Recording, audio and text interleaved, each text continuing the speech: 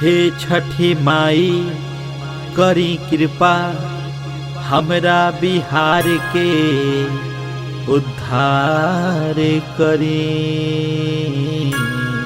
रोजगार मिले सब हाथ के माई सपनाई साकार करी। प्रेम से बोली छठी मैया की।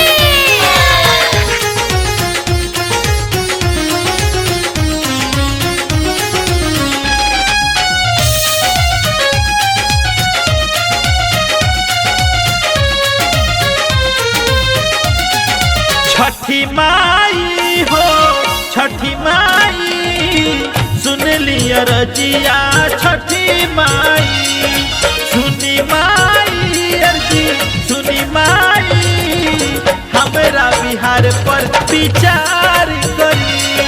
छठी माई हो छठी माई सुन लिया रजिया छठी माई सुनी माई सुनी माई हमरा बिहार पर विचार करी।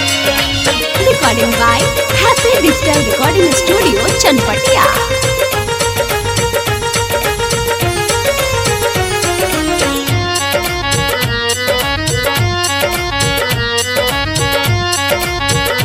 Presented by Unique Films. बरसत रहे सोनाए माई अपनाई बिहार में सभे रहे खुशहाल माई तोहरे ममता के छाँव में। जाने लागल कैसन नजरिया जाने लागल कैसन नजरिया तोहरे ममता के छाँव में तोहरे ममता के छाँव में। छठी माई हो छठी माई सुन लिया रजिया छठी माई सुनी माई सुनी माई हमरा बिहार पर विचार करी।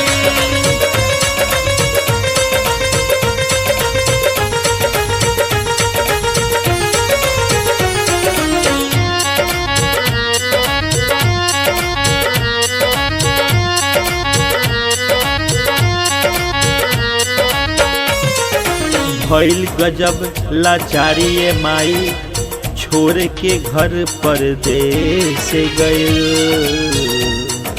बड़ा कठिन परिवार से दूरी भर भर अखिया लोर भइल।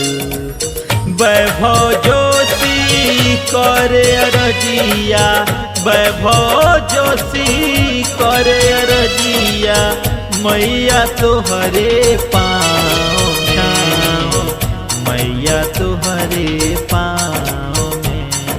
छठी माई हो छठी माई सुन लिया रजिया छठी माई सुनी माई सुनी माई हमरा बिहार पर विचार करी।